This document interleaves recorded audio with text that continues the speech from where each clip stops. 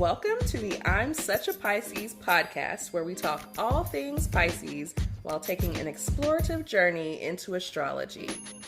Brought to you by two Piscean friends. I'm Christine. And I'm Shelby. Welcome to our show.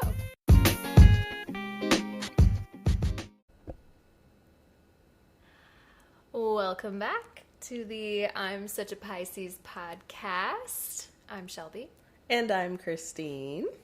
And we're so excited to be back. Yes. Feels like so long. Like, when we're not recording every week, it feels like so long. I'm like, oh, so much time has passed. We're going to go on so many tangents today. I know. Whew. I'm gonna try to keep it light. You guys, we're really trying to work on the hour and a half thing. Yes, we're trying. Committed to it. Work with us. In fact. Yes. How's your week been? Woo.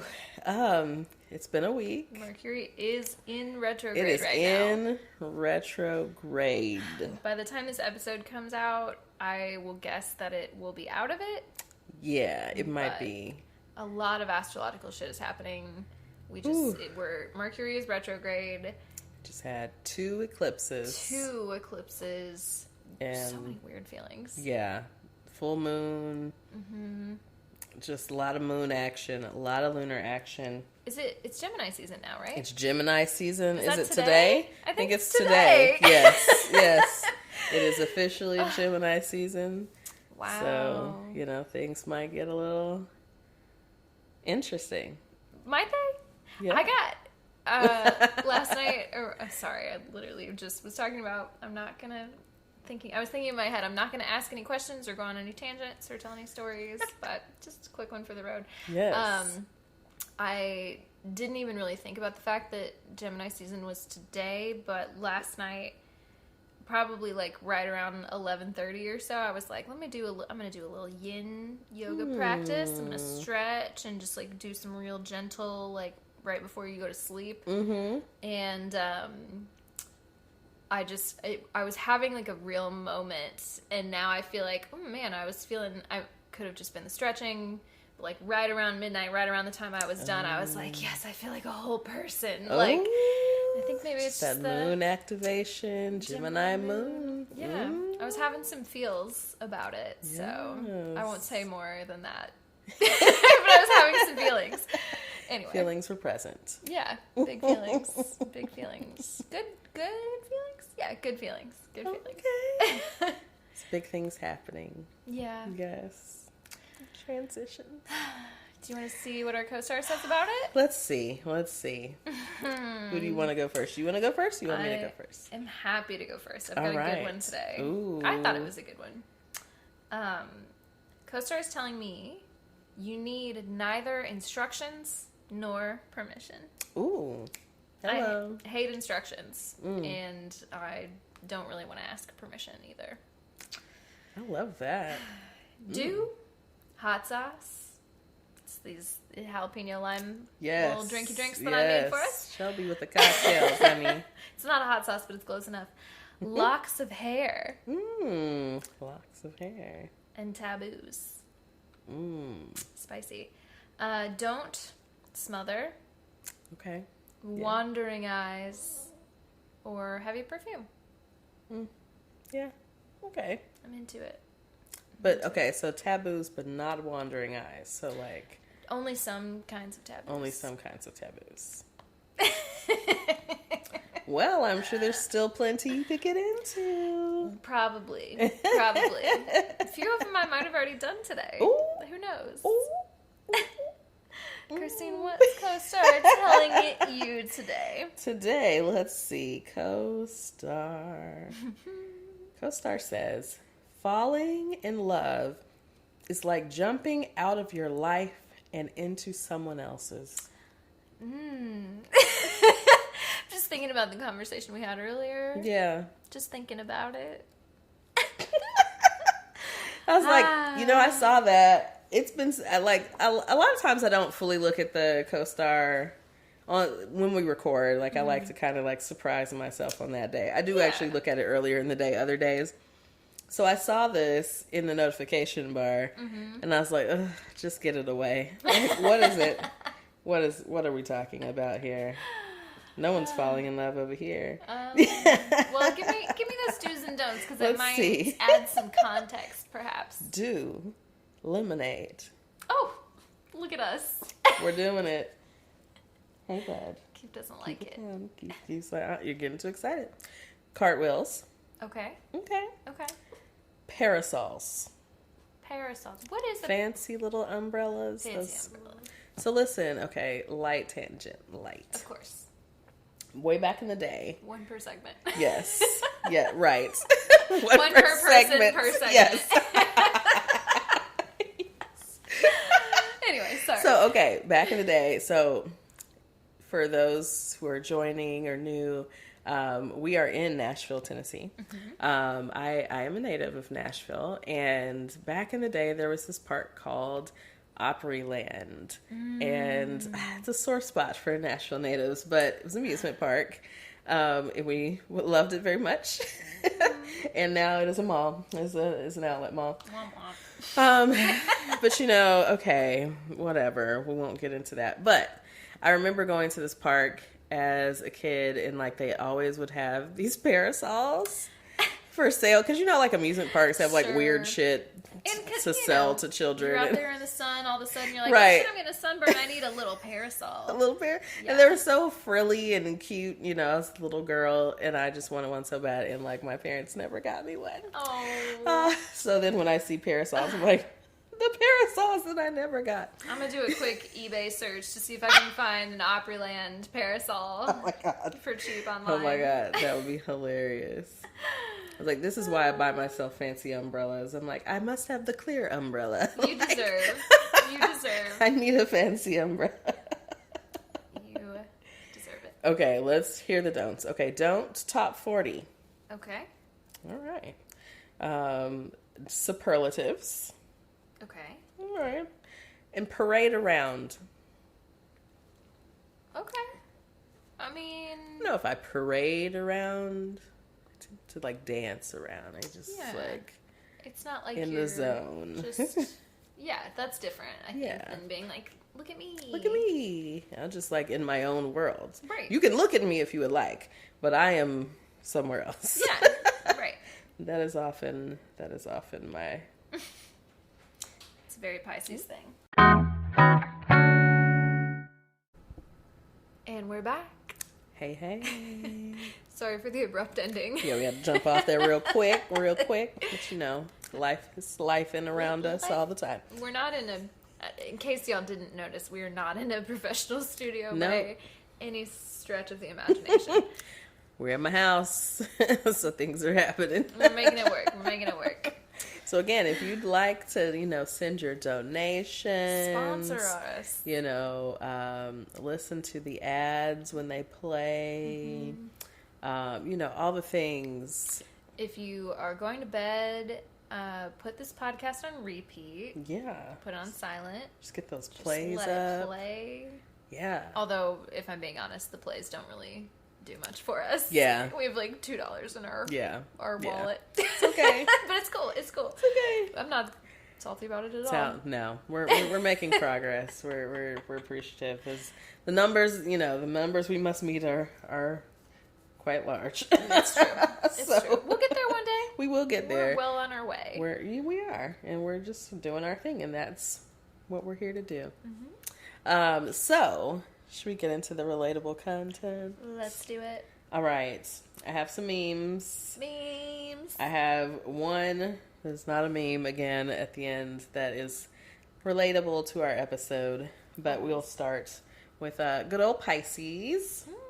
We have a image of Bugs Bunny, if the children know who that is, and maybe Elmer Fudd, like kind of the up way in the his corner face. there.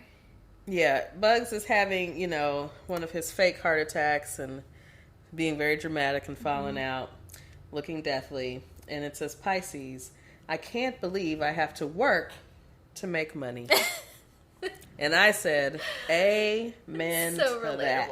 It's so relatable. Why do I have to work? Why? To do the things I just want. I just really want to be chilling, kicking it at the house. I do. I'm not even really trying to do all the things all the time. No. Why do I have to work to do that? I just want to exist. Why can't I just be in my home? I just want to be here and be languid. Yes. Enjoy myself. Come on, make a drink. Have a, an One edible, or maybe a joint, or whatever. Maybe one day. Come on. So, that was relatable. It's very relatable. Always. Under capitalism. Get your rest, people. Please. So, next I have one of the posts from Sanctuary World. Hey. Hey y'all. Fave. Y'all could sponsor us too Yeah. if you wanted to. Absolutely. We spread the love around here. Always. So the post, this is the Pisces post, and it says, "Would you date them?" So it says, "Cries when that song comes on." Oh, so fucking relatable. Yes, we did a whole playlist. It's still there. Still Go there. listen to it. Go check it out. Oh, but only if you want to cry. Yeah, because you're gonna be balling, and not balling. I couldn't help it. Okay. What if? Sorry, this is my one tangent for this segment. What if Jim Jones made a remix of that song and it was still ballin' in the same way, but the video was just like a bunch of crying, thug tears? Like, oh man, make it happen. Somebody do it, please. Get it done. Do it. Thank you. Someone, I mean, I feel like TikTok could make that happen though. Like TikTok could do something That's a with good that. bit. It's a really good bit. Yeah. Somebody do it. Send it to us. Please. Okay, so it says, Christ, when that song comes on, it says, "is a figment of your imagination," because we're very ghostly, I guess. We're here. We're not here. We're not here. We're just an apparition. Yes. But a wonderful fantasy that you had. It says, "only visits you in your dreams." Again, a wonderful fantasy. Yeah. And likes your open-toed shoes. Yeah, y'all. I guess, whatever. We're we like them really feet. pigeonholed into being feet people. It's really strange because I'm like, I really am not a foot person. And so it's like... But I do like a foot rub. Yes. I have to get, comfortable first. Because, Right. at first it's just, very stimulating. Overstimulating. Yes. Yes. I'm like, I can't deal with it. And I'm like, okay, all right. I just gotta ease in. Ease into it. Ease into it. Yeah. But that's about it. It's relatable. Yes. I was looking to see if I had any other relatable content for us, and I can't really find anything. I did, I can't remember if you saved this or I saved this, but I liked it and was like, I'm going to come back to this. I don't know how to say this. Is it Solonastro? Is that how you say it? Solonastro. I don't know how they say it, but I say Solonastro. When all the words are together, it's hard to know where the spaces are. Right. Anyway, it's a great account. The water sign moods. Yes. And it's going to be really hard for me to describe all right. these things. We'll have to post it. So we'll post it later. Yeah, I was like, I think I'm not in a place to accurately describe this meme, but it's one that I really like. So yes. we'll hit you with some extra relatable content in the Instagram feed this week. And now I do have two more. Oh, you do? Okay. But they're short. Okay. Okay, so this one is not Pisces, but it just was a funny astrology reference. It says, "finally had sex with all 12 zodiac signs. Thanos ain't got shit on me." Man, I would love to talk to someone who's kept that level of track and knows that they just have one of every sign under their belt. Yeah, because I feel like that becomes a conquest in and of itself, because I think there are people that you're not naturally attracted to. There are signs that that really don't vibe well, so then you would have to be something else is connecting other than your sun signs, let's say that. Right. Surely someone has done it. I'm sure it's happened. I don't know. I would love to hear all about it. Yeah, because I've got a whole lot of Virgos in my So many. So many. So many. So I'm like, yeah, I wish I could say I've collected them all. Like a Pokemon. Okay. Like, yes. I wish I could say it, but no, that is not the case. All right, let's move on. So this last tweet, kind of ties in for us into our topic for today. Mm-hmm. And okay, it is someone on Twitter, so it says at Slick Mick or Slick Mike at LILSICCMIC. Uh-huh. It says, in quotes, "We knew each other in a past life," end quote. "Isn't cute to me anymore because I'm starting to remember why I stopped fucking with you in 1922. And I said, yes! Oh, man. Isn't that... Yeah, that's like a red flag. We knew each other in a past life. Did we? Because, like, I mean, happened? we're gonna talk about it, but, like, that just gave me... Were we fated to be together, or like, did you really... But now I remember why I stopped fucking with your ass before. Yeah. It's coming back to me, 100 years or so later. Hey, better late than never. Okay. Better late than never. So now we're going to change the cycle. All right. And so, how about, let's take a quick break, and then we're going to jump into the topic for today. Yes, we've got a good topic for you guys today. Yes. Christine did a lot of really good research. I did nothing. Can't wait. All right. We're going to see where it goes. We'll see y'all in just a minute.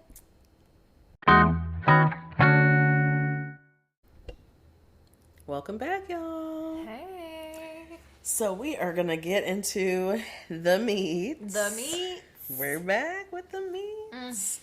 So today we have a very interesting woo kind of conversation for y'all. Astrology adjacent, shall we say. Astrology adjacent.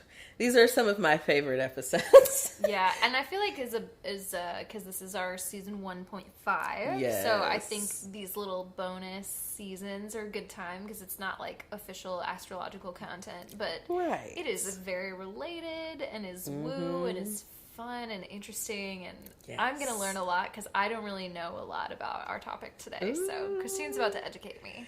Oh, yes. So we have had some conversations about me personally with this topic in the last few months or so.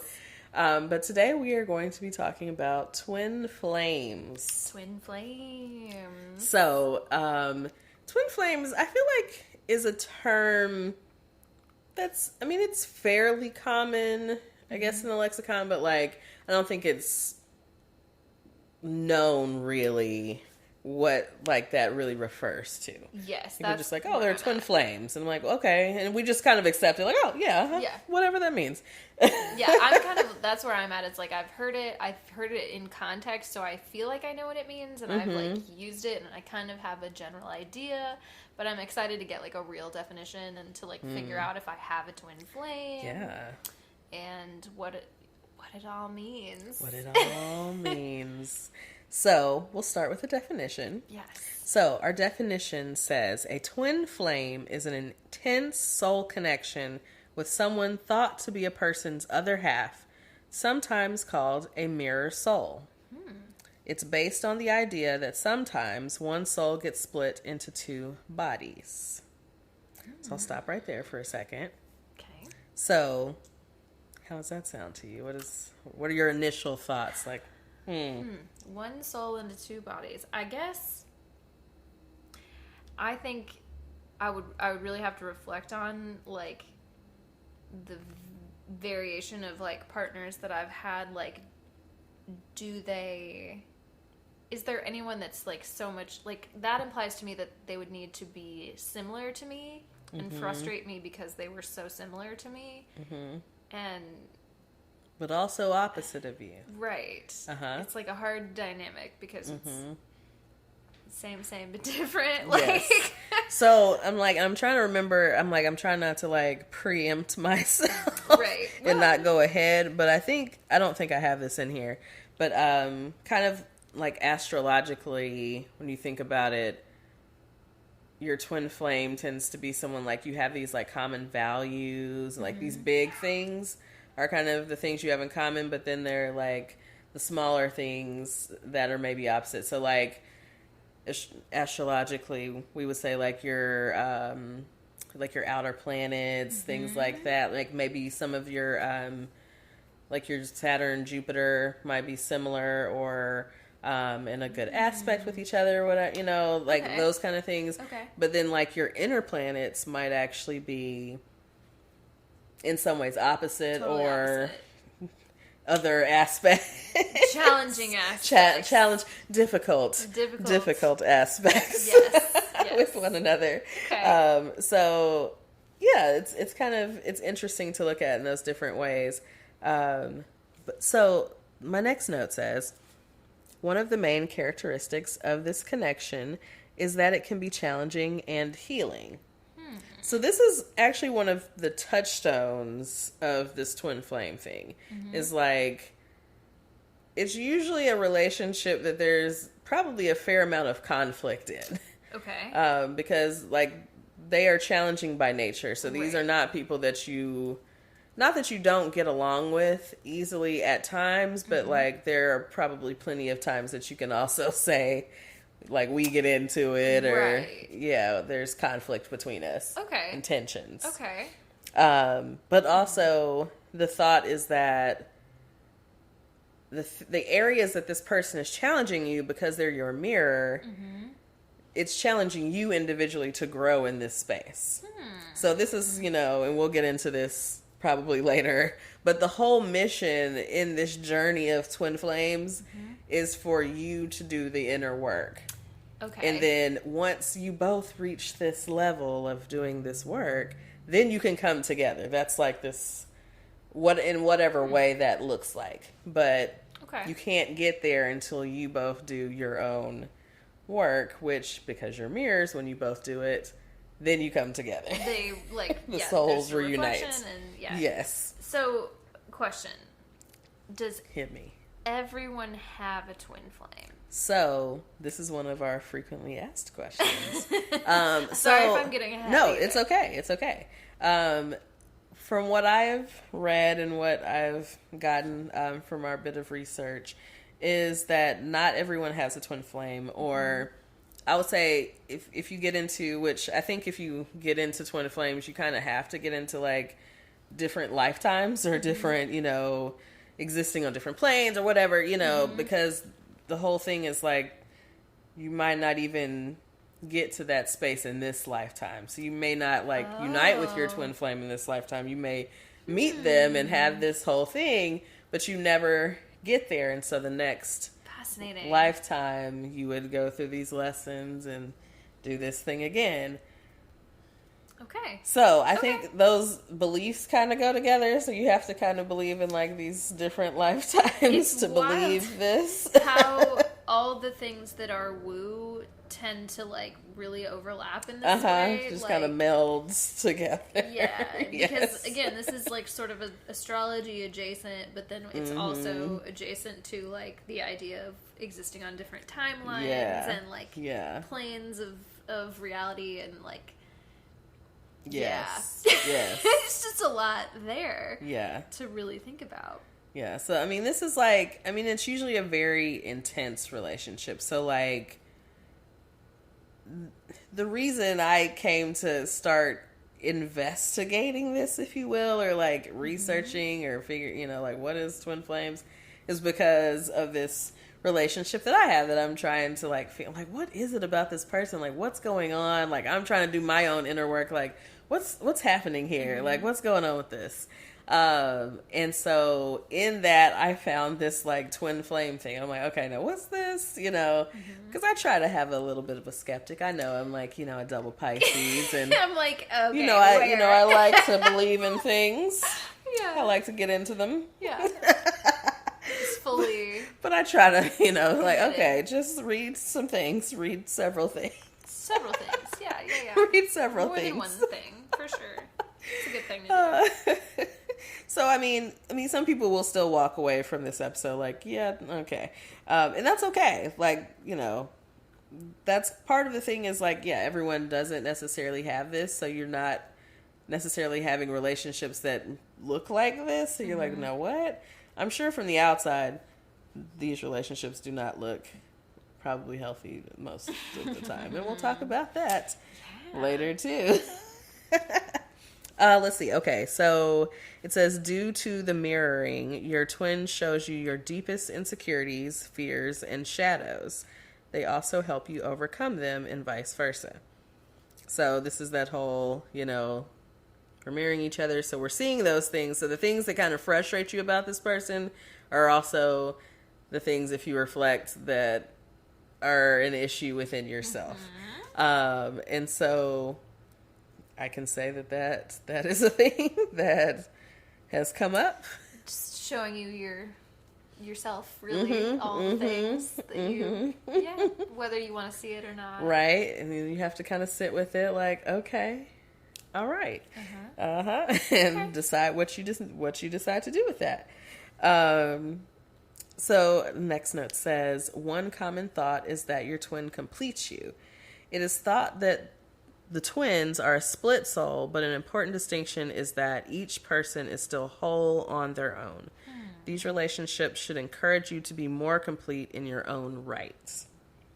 Okay. So that's a big one, because I think there is a lot of content out there that's very romanticized of like your twin flame and like when you come together and and I'm sure, it's like the connection is powerful. So I will say, like, it probably will feel like, whoa. Yeah. But also, like, let's bring it down a notch. Be rooted in reality to a degree. Like, yes. Like, you are still your own person, and you are not on this, like, this earth. No one needs to go through this solely. Yeah. Like, no, there's no, that isn't your journey in life, is another person. So, like, that is not, that's not the message we're putting out there. Yeah, no, definitely. So, and I think that's, something that they're trying to kind of clear up, is that is absolutely not what this means. Yeah. Can I ask another question? Absolutely. Is a twin flame, does it have to be a romantic relationship? So, I think I do talk about that later, too. Oh, okay. But no, we're good. We're good. We're keep it going. So they don't. Now, what I've read says that a lot of times they either are or they look like it. So people try a romantic relationship because there's something about the intensity of the connection that I think people automatically associate with romance. Right. And so there are relationships that are twin flame relationships that are platonic. But I think it did say like most do end up being kind of a romantic situation. Well, and that kind of goes back to the conversation we had forever ago about romantic friendships. Like, right. That is, and not even in like a way that is like explicitly sexual or anything, but just like, it's not necessarily platonic. It's not necessarily a romantic relationship, but it is like, it's a romantic friendship. Yeah. It's very meaningful and intense. And so, I'll say the person that I think is my twin flame, our, like all of our kind of synastry and like composite kind of charts lean to like, this is a very meaningful relationship in your life. And I'm like, well, I guess so. Sure. Like, all right. But yeah, I mean, there are interesting correlations, and I'm like, okay. I do think that, I mean, in these terms, this is probably this person, but we'll talk about, coming forward in the episodes that sometimes it doesn't work out. Sometimes you can't make it work because there is a lot of conflict. Leave it for another lifetime. Yes. Like Erica said, come up Pisces, Erica. I'm still like, what? How do we not know? It makes so much sense to me. Yes. She was onto something. She was. Maybe she's talking to her twin flame. All right. So, we are going to jump into 11 signs that you found your twin flame. Do you want me to read these so you don't have to talk the Ooh, entire sure, time? Yeah. I'd love to. Okay, so 11 signs you found your mirror soul. So I'm not going to read you the definition because we kind of just talked about that. Yes. But here we go. Number 1. When you met, there was instant recognition. When you first encounter your twin flame, there will be an intense sense of attraction, recognition, and longing. Meeting a twin flame often feels like home.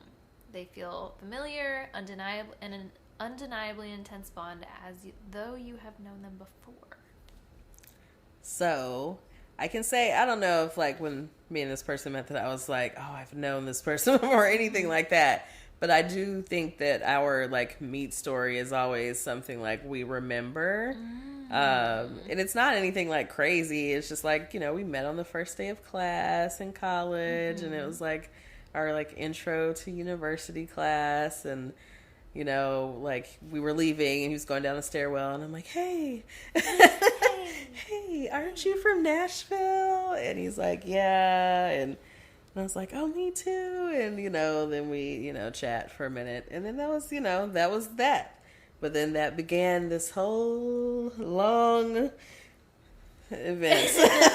Little did you know. It was like, that was real cute then. And it was like, now it's one not. simple word is all it took. Little Christine, you know, little reserved Christine. Anyways. I'm just trying to reflect on if I really, obviously, like, Jack and I have, like, sort of a cute meeting story that I feel like I've told in the pod before. And I'm trying to think if, like, I'm really having a hard time remembering the first time I met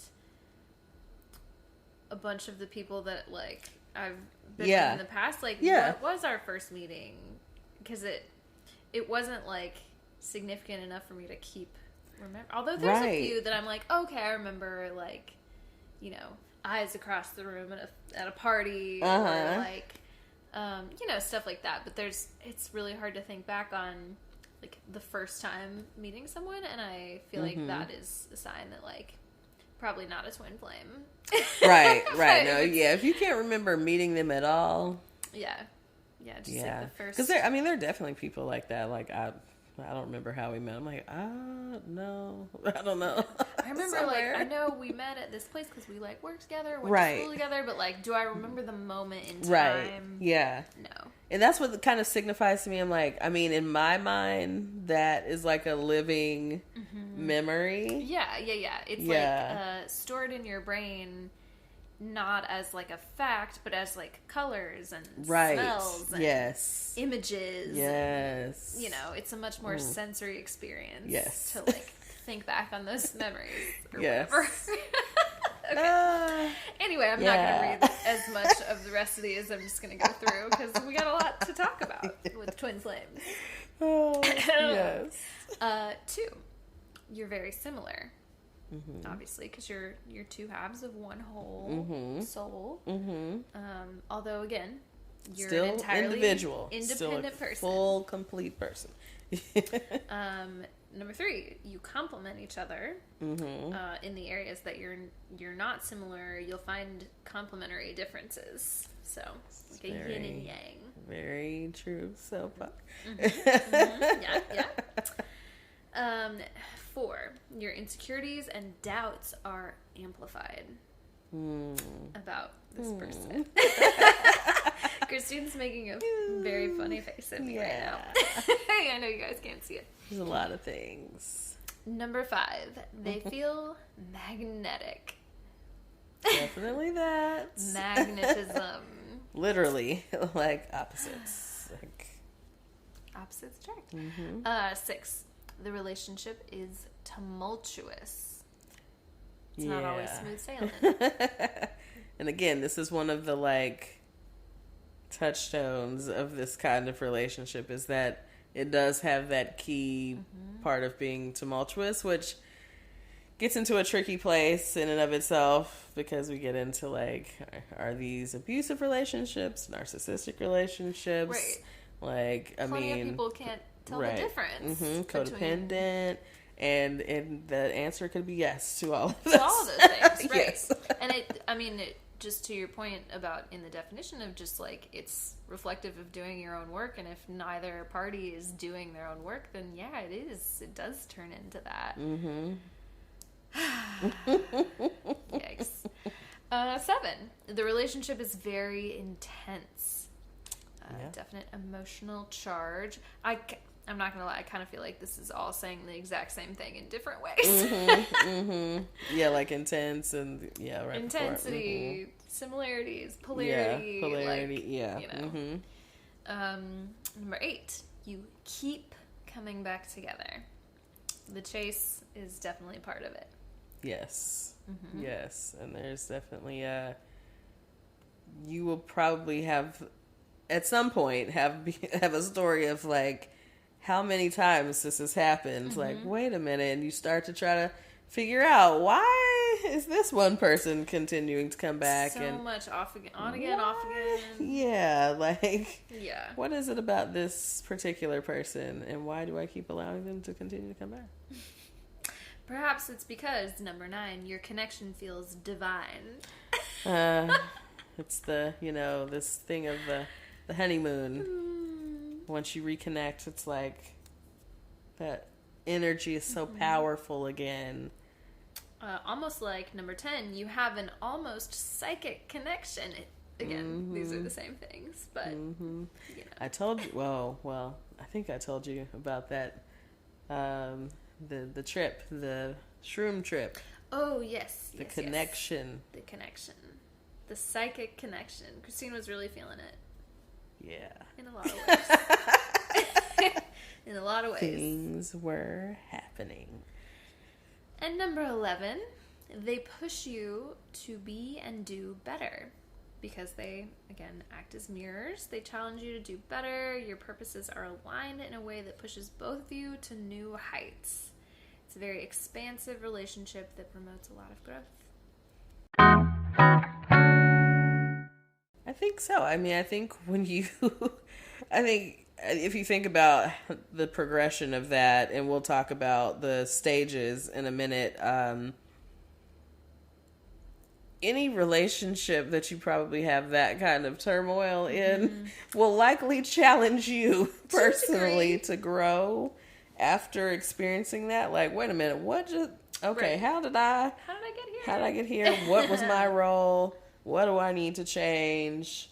Some kind of change, hopefully, is coming about. Right. Hopefully. I mean, I guess that's how I see things when Anyways. So tell us about the stages of a twin flame relationship. The stages. Ages and stages. Ages and stages. Okay, okay, there it goes. This is the same article. This article had everything. I did actually search other articles, but I was like, well, this one has all the information. That's cool. Like, everything is in this one article. Like, whoever, the person who wrote this article, I'm sorry, I'm not remembering your name, and I scrolled past it, but Sarah Regan. Sarah Regan, you did the research. Thank you. On this article, and all the things are here. So the 8 stages of a twin flame relationship. What are they? This is all dramatic. Stage 1 is yearning. Yearning. Before the two of you meet, you will have an awareness that your other half is out there for you. There's a deep longing in this phase. And there will be inner work during this phase to prepare you for your meeting your twin flame. Now, I'm going to be honest, probably the first... the next one's meeting, so never mind. There's some of this in here that I'm like, well, I don't remember yearning because I met this person when I was 18. Right. So, yeah, that's I was yearning for a boyfriend. Like, yeah, how do you determine... I don't know, you just don't have the intuition or even really the frontal lobe development to be thinking in those I was terms. yearning for other things at 18, for quite honestly. Okay, that's what I was yearning for. But he had one of those. Anyway, so stage 2, so meeting, and then you meet. Yes, then we meet. Once you meet, your world will be rocked. Prepare to fall fast. Okay. When you meet, it is the insane instant attraction. You often can't keep your hands off one another and think about and want to spend a ton of time with each other constantly. Okay. And, you know, that's very, also sounds like falling in love. Right. But, like, I think falling in love very hard, very fast, which is kind of like what Pisces do. But, yeah. I was going to say, that's me in, like, every that's relationship. Me all the time. That like, sounds like me all the time. Yeah. Yeah. But I will say, you know, again, with this particular person, we didn't actually start off dating. We never dated. So, right. Again, right. Never dated. Just always present. Have been this person to each other. I don't know. But yeah, like, but there was still, you know, we met in college, we would study, and there's all this, you know, attraction and chemistry. But when we first met, he had a girlfriend. So there was, you know, a barrier. And so that was interesting because I didn't know. And then I found out. And it was not even like, I mean, it wasn't scandalous because, again, I mean, this is just a person I had a crush on. But, like, I was riding home with this girl and her friend, and this other girl was his girlfriend. Well, and she started talking about it, and I was like, oh. Putting it together now. Okay. And that became a whole other storyline in my life later for the next few years. But I will say it ended with me and that woman, that person. That sounds really weird. That woman. I was trying not to say that girl because I was like, well, she's not a girl. Like, we're women. That person. But that person and I are actually real cool. And nice. That was a great resolution because there were years that, like, it was not good. It was bad blood. Cool. It was bad blood. I was like, damn. That tells me that you have the capacity for, you know, different kind, like, putting things in the past and moving forward in a healthy way. Yeah, we're like, hey. Unlike some people. Right, unlike the person we were involved with. Yeah. But anyways. So that's meeting. That's meeting. Tell us about the next one. The next phase is the honeymoon phase. This is stage 3. Says, yes, twin flames can have a honeymoon phase as well. Okay. Your relationship is new, meaningful, and positive. How long it lasts depends on the couple before the challenges arise. That's funny. Ominous. Like, you could be cool for 10 years or you could be cool for 6 months before, you know, how... And I would be hard pressed, I think, to find someone who was able to go for a long period of time with their twin flame, getting along upon first meeting. Yeah. Before challenges arose. Yeah. Like, you might get a little time in, depending on, I mean, I feel like our relationship spanned because we had shorter, like, less frequent times together. Mm-hmm. Like, it would be, like, a chunk of time here, and then, like, a long bit of time, and then a chunk of time here, you know, so, like, it took longer to get to some of those things. Mm-hmm. But I think if you're spending consistent time together with your twin flame, you're going to get into it soon. Yeah. Well, again, that mirror is going to be right very quickly. Yeah. I also would imagine that has to do with, like, how much of your own kind of inner, like, have you gone to therapy? Have you not? What kind of inner work have you done thus far? Right. If it's none, y'all are going to get on your nerves real quick. Yeah. Each other's nerves, I should say. Because, the stuff comes up, and it's, like, blaring, and you're like, how do you not see this? Right. And that even if you are the kind of person who's like, I think this is bullshit, that is something to still reflect on. Like, the people that you are best with are the people that are gonna, like, mirror you and like hold you accountable for shit and like, regardless about how you feel about whether it's like a cosmic sort of thing. Right. This is just some shit to know, okay? Yeah, right. Like, do you want people that will lie to you? No. again, we're Pisces. It's all in the way you say it. But we can hold each other accountable as people in each other's lives, right? And that's a good thing, right? So stage 4, challenges emerge. Good, spicy. Woo. Sooner or later, core wounds emerge and differences arise in the relationship. Often these challenges are a reflection of the soul work the two of you need to do on your own. It's often not about improving the relationship, but rather improving yourself. So again, the things that are coming up when you have these conflicts, what ends up coming up is what you need to work on. And I think that very much happens. It comes back on you like, oh, well, okay, well, here's where I went wrong. Like, this is what I did, and let me just work on me and let the rest of that do what it's going to do.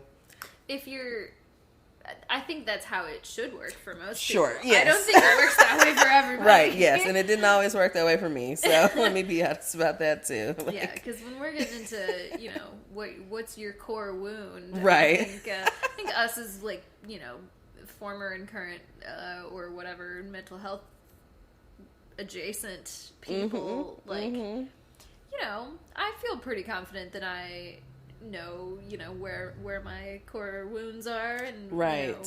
I can reflect on that, and sometimes that shit still comes up. Yep. And I need to be reminded, but at least know I have a starting point. Yes. Many people don't even have a starting point. That is true. That is true. I'm just assuming out here, I do, I have maybe a little, jump on that in a way of being, what I've done for a living. But, yeah, even this was okay, I feel like this is how this is triggering this attachment issue. And I'm getting into that space, and then okay, so what do we need to do? I'm making a list, I'm writing, and I do the journaling practice, and we're getting we're working through the things. But that is true. Everyone is not doing that piece. Yeah. But, and I think it comes along the journey also, hopefully. Again, as if you were attempting to grow. At some point, I'm 37. So, this is not I'm not 25. Well, and I would also say, even if you're 25 and you've done some of that work, it's going to come up in different ways through your life.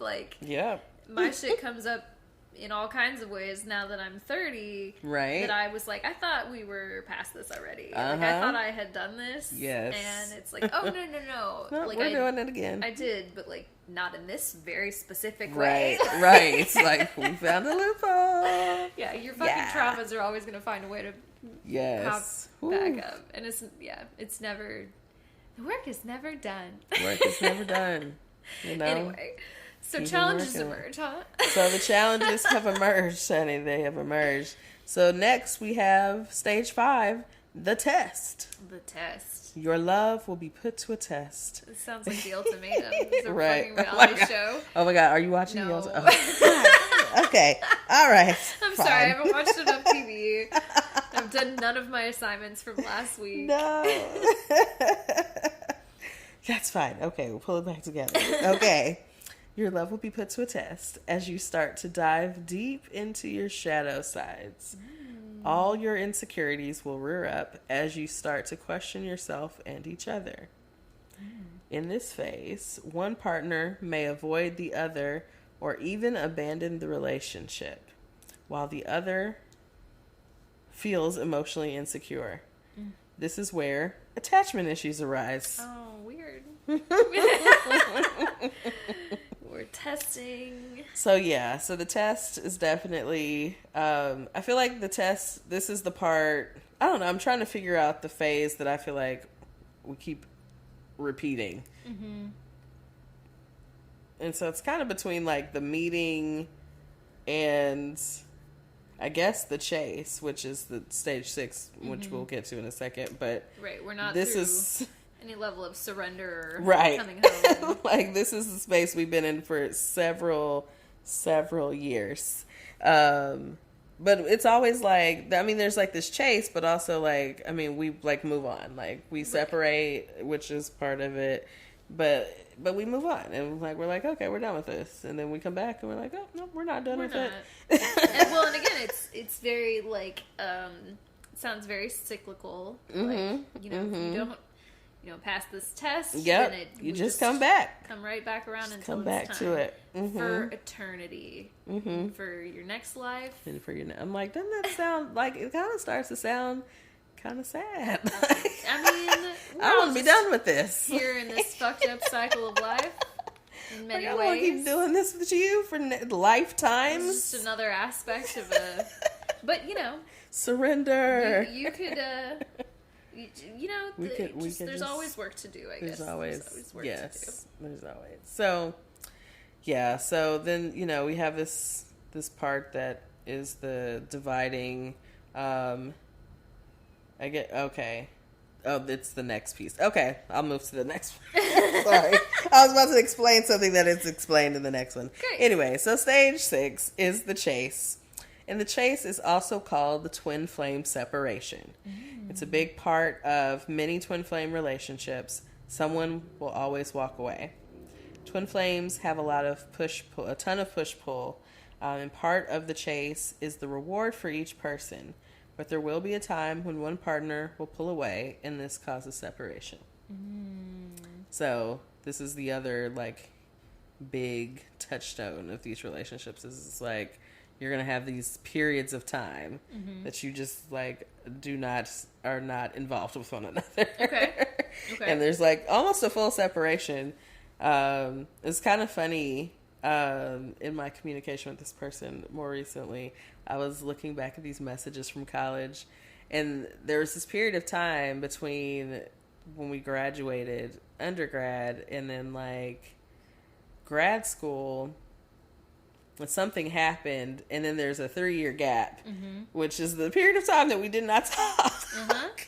And it's like a clean gap on this. Slate. The next message was 3 years later. Yikes. That's a long chase. It's a long. So it's kind of funny, just like, I mean, I can tell you about probably several of these separations already. But, I mean, some of them are more, like, kind of fluid. They just kind of happen. And some of them are very hard, like the one that's happening right now.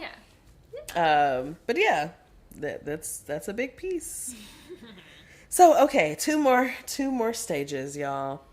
Stage 7 is the surrender. Surrender.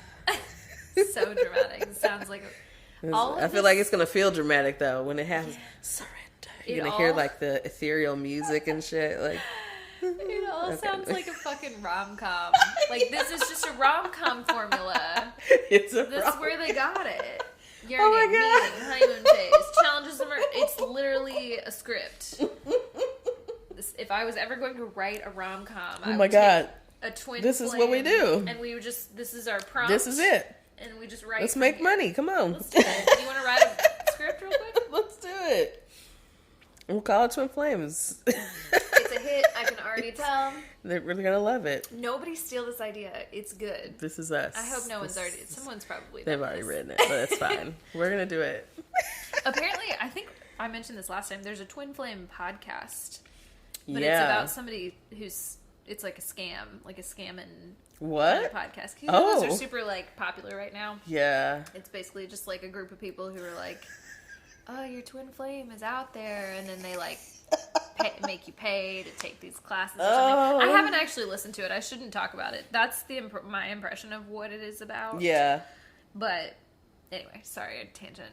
No. Let's give us the next one. Yeah, there's a lot of scamming out there, especially about stuff like this. Like, the spirit, you know, the poor spiritual community. I know. Just, like, I know. Really heavily targeted right now.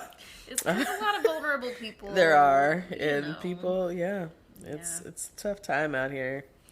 Woo. All right. So it says, the chase can go on for years, but should the two of you work through all your triggers, insecurities, and challenges, you may eventually come back together. This is the surrender into the relationship and big picture for you both. You accept and allow each other to be who they are, flaws and all. This is where you come back again. Wow. So, look, the energy changes, like from reading on it, because all the rest of that was like, whoo, there's a lot of energy, there's tension, and like, you just surrender into it. We're just, accept people we've as done they the are. work.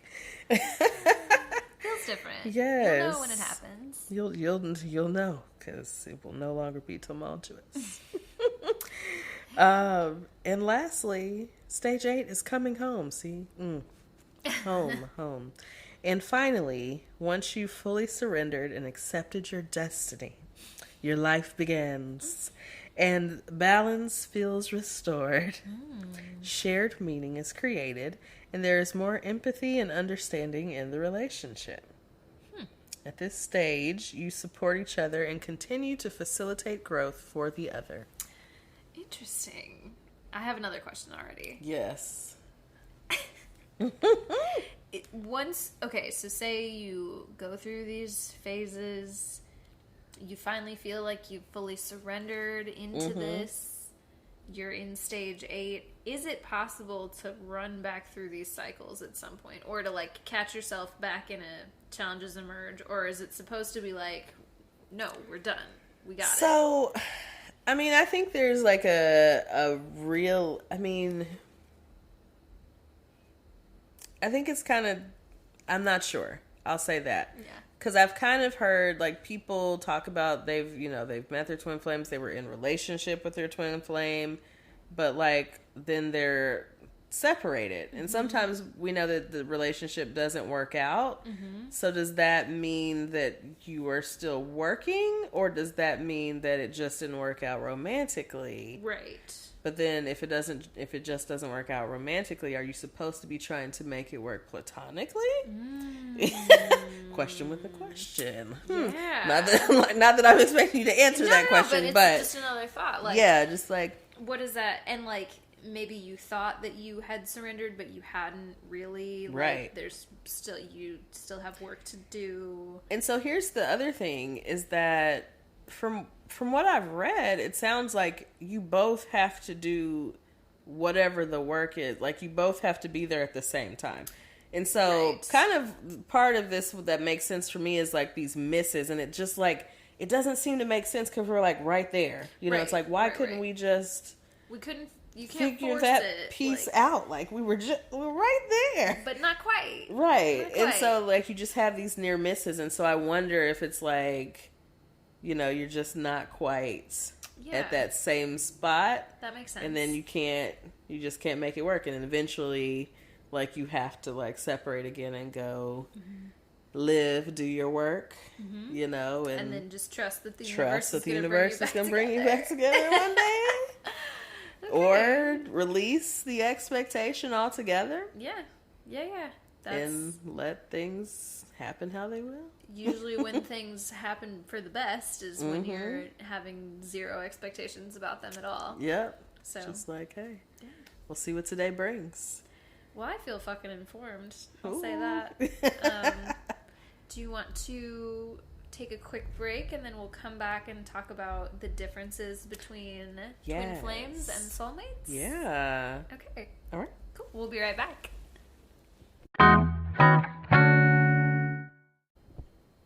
And we're back. Hey, y'all. So, you know, we've been talking about the twin flames and the way, you know, the signs you found yours and the stages.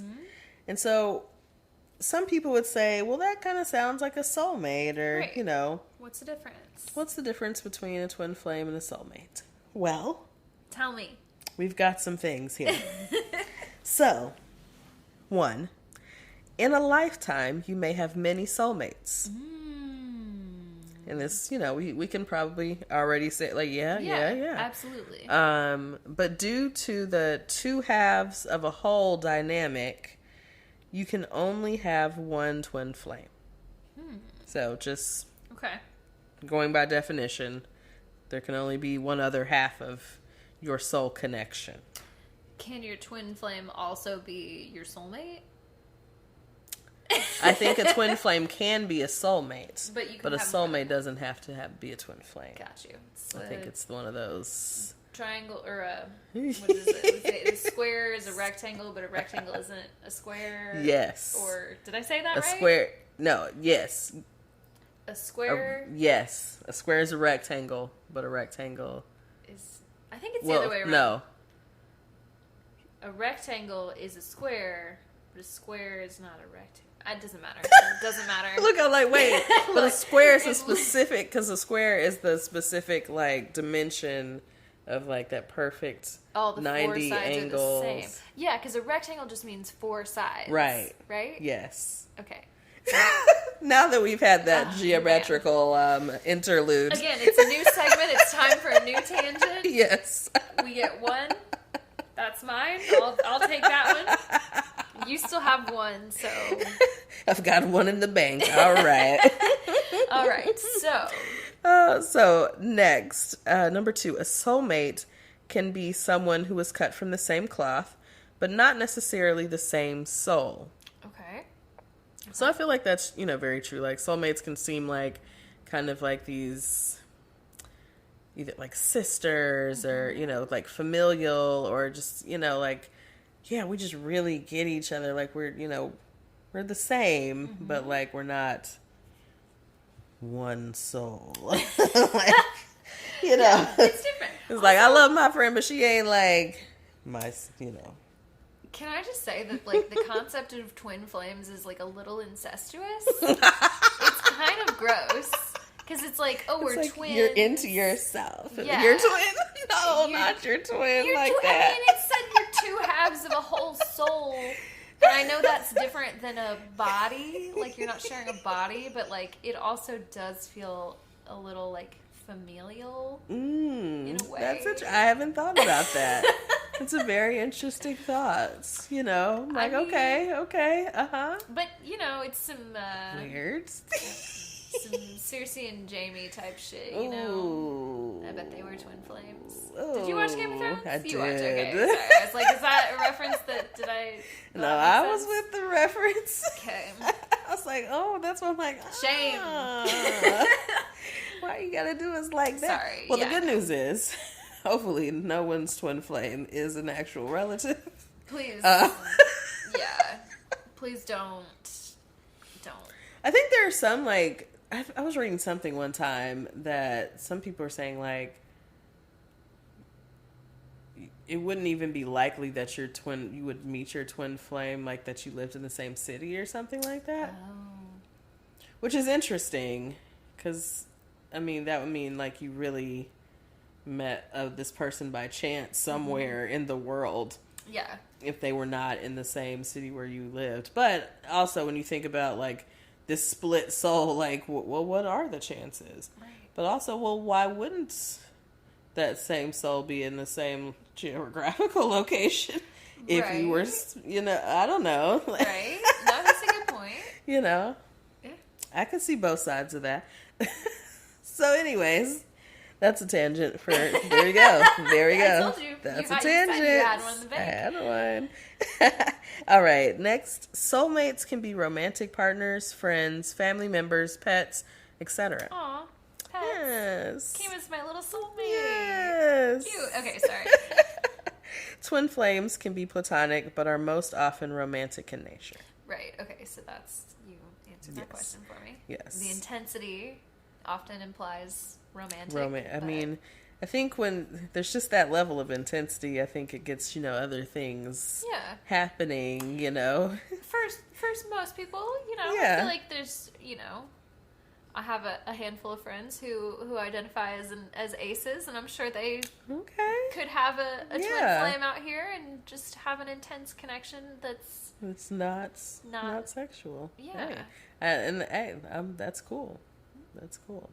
It's a lot of energy. And I think it's not characterized really as like a sexual energy, but I think that energy tends to be part of it. Well, but like, I think, it's just like this, like, we have like, you just recognize it. Yeah. It's like, this is something different than like, and I think a lot of people other stuff mistake that for sexual energy or like, don't know how to channel. This is just another like interesting kind of adjacent conversation. Is like channeling sexual energy doesn't necessarily mean having sex. Like channel that energy through you, through your sacral, the creativity. Yeah. Like that's the energy of the sex energy is creation. Yeah, the like Mars energy of it, like intensity. Yes. And, you know, taking aggression action sometimes, maybe? I don't know. Just going for the thing. Yeah. Starting the thing. Not inherently sexual, but like, if you don't know better, that's the only way you know to express it, kind of. I don't know. Anyway. Yeah. Now I'm tangenting. I'm +1 tangent. Yeah. But that's very true. I mean, I think that is, you know, something like people don't always know how to do something else with that energy. And it, you know, it can be, I think there's different nuance to that. Okay, let me keep moving because I'm like, I feel like it could be a I'm whole drifting. different conversation. I'm like, drifting. Hold on. All right. It says it can be difficult to distinguish at first, but over time you'll be able to see the nature of the relationship. So just basically saying, I think over time, and I think it has taken a bit of time even for me to see like, oh, I think this is what this kind of type of relationship is. Because, you know, for a while I'm just like, what is it? Like, why? I don't know. I don't get this. Like, I don't get this situation or this person or why I want to be with this person. I don't know. I feel like this gives me, I've met a fair amount of people who, when they meet someone for the first time, they're like, ugh, I hate that person, never. And then they end up like together forever and ever and ever. But like, you get the initial like, I'm attracted to you in some way, but I'm also kind of like disgusted by you and your personality. Like, yeah. Like, I don't know. I just there's a lot of that. Like, there's like, I saw this one message where I was like criticizing. I was like, do you have to mention that you're in grad school all the time? Or no? And he was like, did you need to say that? That's like this bullshit that you like. I mean, it was just, this is the stuff that we do. Pick. Yeah. But it's also like, I mean, and a lot of times we can recover, and then there's some things that happen just that cut a little too deep. Yep. Cut a little too deep. So next, number 5, twin flame relationships can quickly become toxic or codependent, unlike soulmate relationships. So yes, it is thought that like soulmate relationships are really like relationships that are peaceful in nature. So there shouldn't be like, you know, turmoil with it. Not that you can't experience problems or any issues, but the nature of the relationship should be one that you can kind of, you know, have peace in, have like respite in this relationship. I feel like,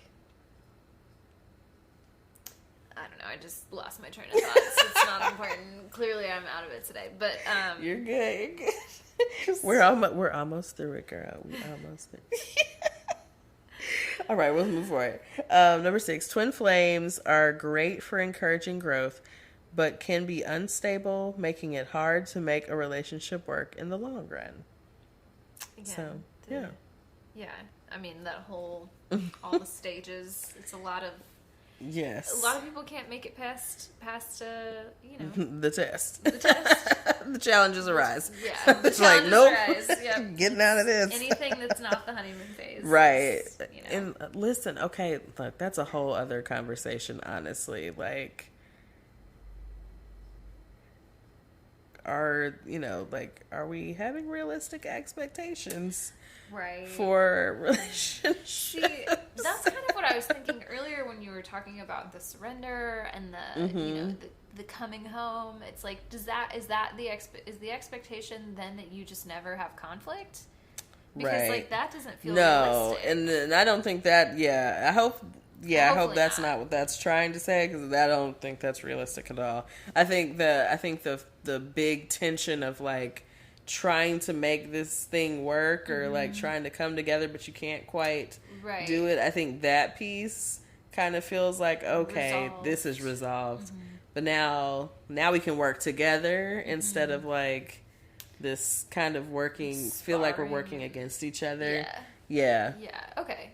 I think that's what I intuit from it. Yeah, but I just imagine that, again, people who are less like familiar with like, you know, doing internal reflection, or like a little less self-aware, might assume that means that like, okay, I've got my twin flame. We never fight about anything. It's like, well, you know, it's like those boomer couples that are like, we've, you know, been married 40 years and we never had one fight. I'm just like, what the fuck is wrong? Like, that's not normal. You also don't even sleep in the same room. Or like, I'm like, yeah, we would be great if you just avoid each live other somewhere else entirely.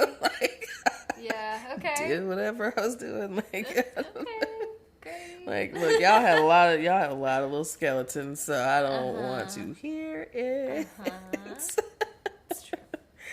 Okay, last note, it says, a soulmate is ideally suited as a long-term partner or friend.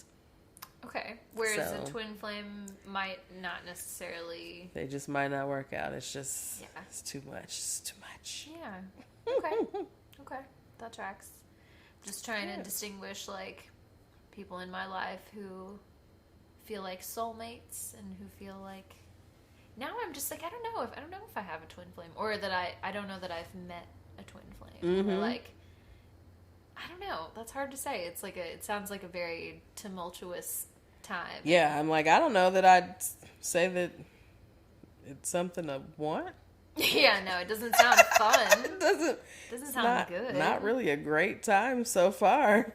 Perhaps in another lifetime for me. Right. I'll watch you and learn the lessons. Right. Maybe Hopefully in a different plane. Right. I'll get there. He's like, this isn't your challenge to bear in this lifetime. Tis not. Because I'm like, oof, geez, like this, I don't know why this gets romanticized, because this shit is wild. I'm like, I'm out. I'm good on this. But then you know that you're not.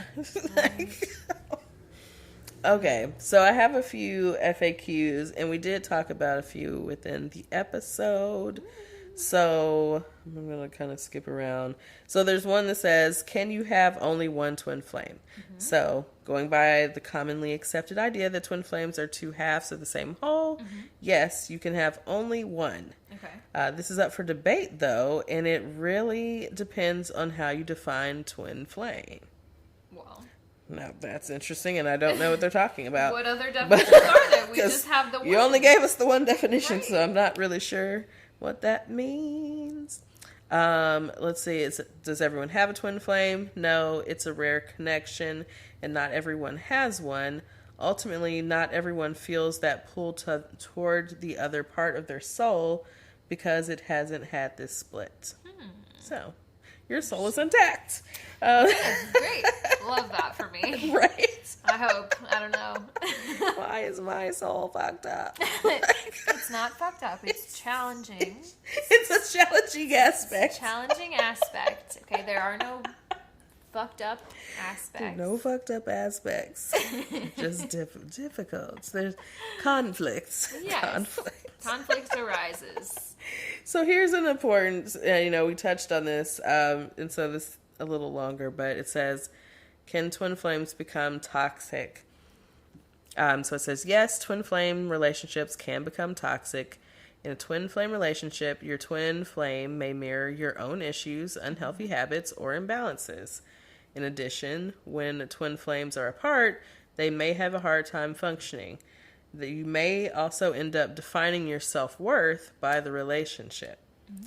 These aspects of the twin flame relationship can result in unhealthy codependent relationship.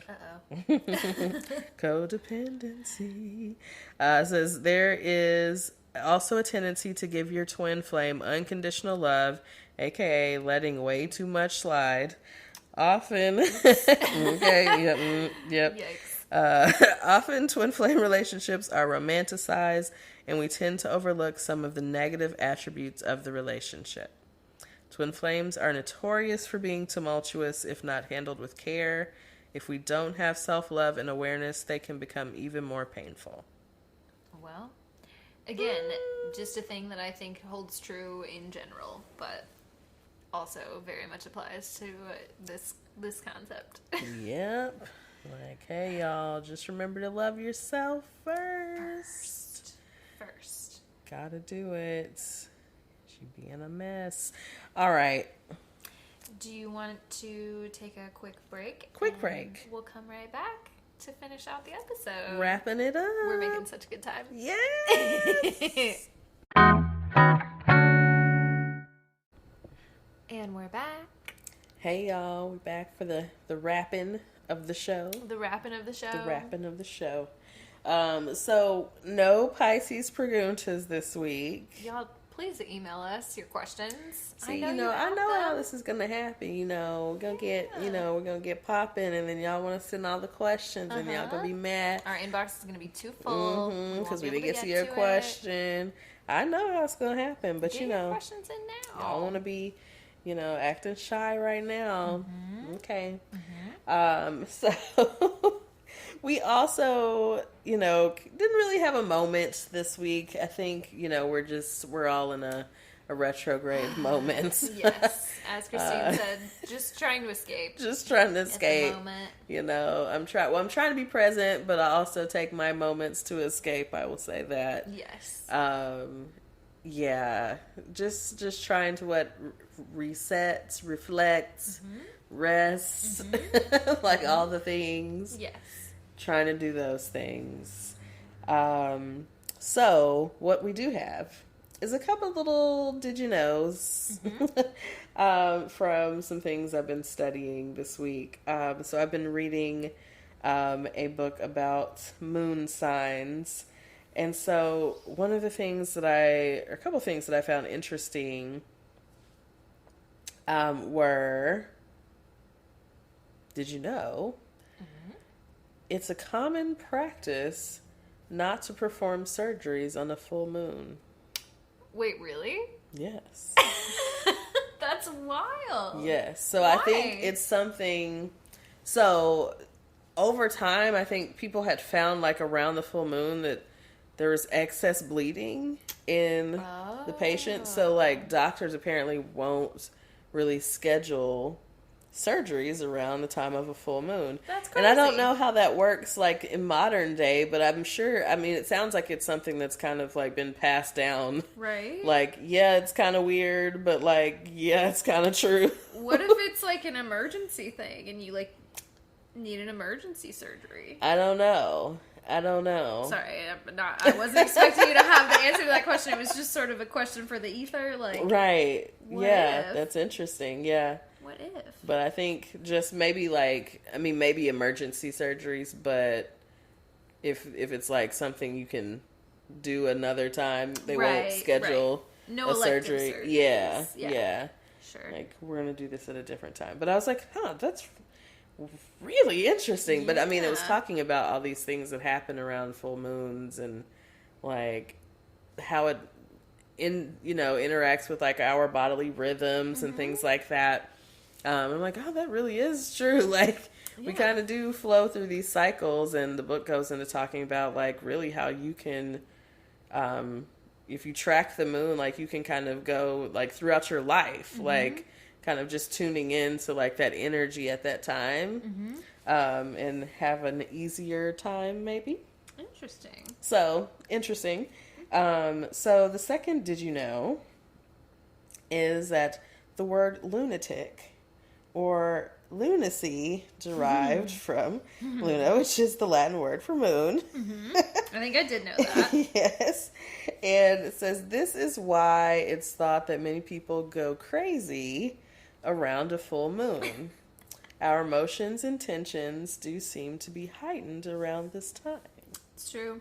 It's true. As a social worker, people start acting crazy around the full moon. Everybody's about to have, a full caseload. Yep. During the full moon. It's like people are gonna be booking those appointments. Yes. Like, oh, Yes. things are happening. And so it's kind of interesting that like we don't, I mean, we know why kind of, but like that we really don't tune in more to those things, because I think that very much happens. Like I can very much say at this point that during like a full moon, a lot of emotions tend to come up for me. And like I can kind of track my own energy through those cycles. So it's like, yeah, I think there's something to that. I mean, our menstrual cycles sync with the moon, like, which is still just like it's just like just a fact. Yeah. And it's just hard for me to justify, like, okay, I get it if you're like not all in about astrology, like not everybody is as like, you know, deep divey, right, like, sure, yes, lot. absolutely. It's good to have some healthy skepticism, but like there's literally like just like a fact that is just like people can't really explain why that is a thing, or it's like too weird to just be a fucking coincidence. I don't know. It has to mean something. Yeah. I mean, I don't know. You know, I'm like, you know, I'm a little prone to believe things. It's true. It is true. But yeah, I mean, there's just some of those things are, I mean, I think this is the whole issue with like astrology in the science community is like, there is a lot of this stuff that does end up lining up. Right. And I think there's, I don't remember what it is. I was reading about this. There's just like this pushback from the science community of like proof, a certain kind of proof or whatever. And like, it's hard to measure those things. And so it's like, I mean, we can absolutely see how this, you know, tracks with like individual, you know, personality, things like that, and energies that like through the certain parts of the year. But yeah, it's just hard to like. It's hard to put a definitive. Yeah. Like. Yeah, to make it it doesn't feel fact-based because everything is so subjective, so it's all like a matter of how you perceive it. I don't know. Right. I'm not trying to like, you know, really get into a weird heady place. I know. It's yeah. Too late. Right. We're already It's there. too late for that. But yeah, that's the interesting things that I, you know, found this week. Facts. Little fun facts. Yeah. Reading about the moon. We love I got some facts. moon content coming soon Moon on my Instagram. So like, you know, go follow Christine. She's about to I see you jump on Canva, into the astrology streets, making things, making cute things that are probably going to go viral, and I'm just here for the ride. Like I'm trying to do it again.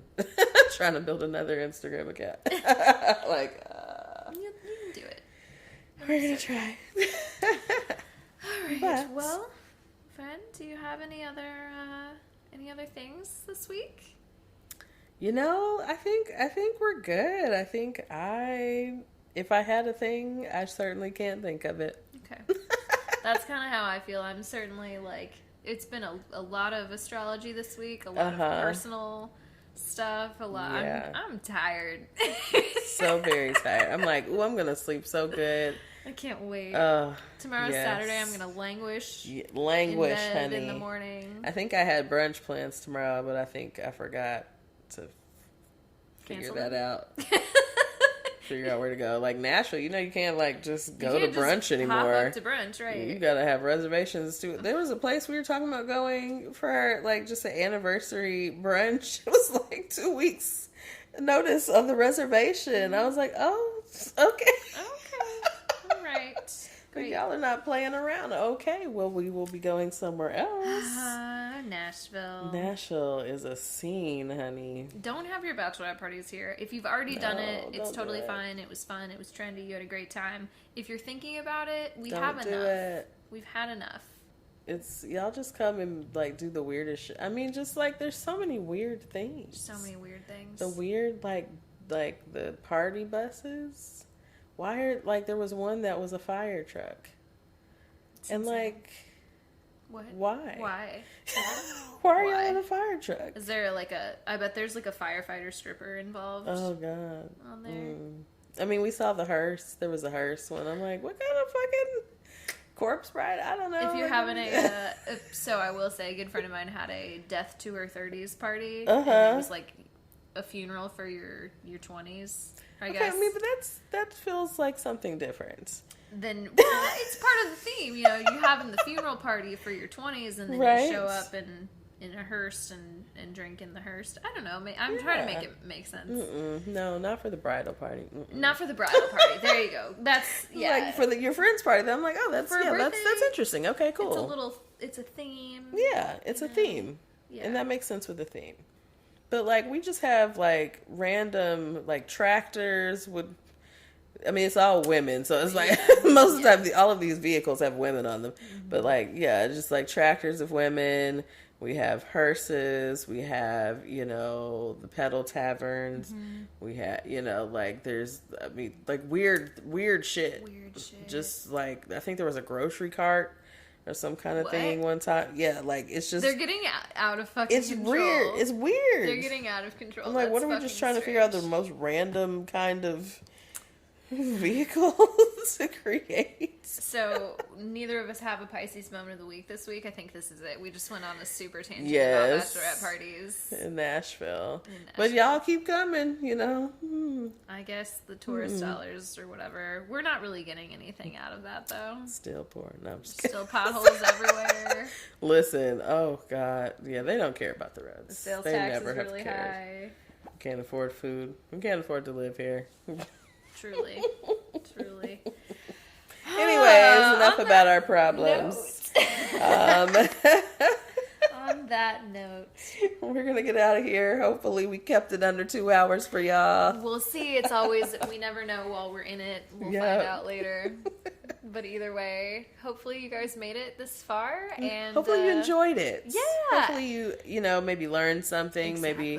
Maybe found something else to be skeptical of. I don't know. Or to embrace fully without question.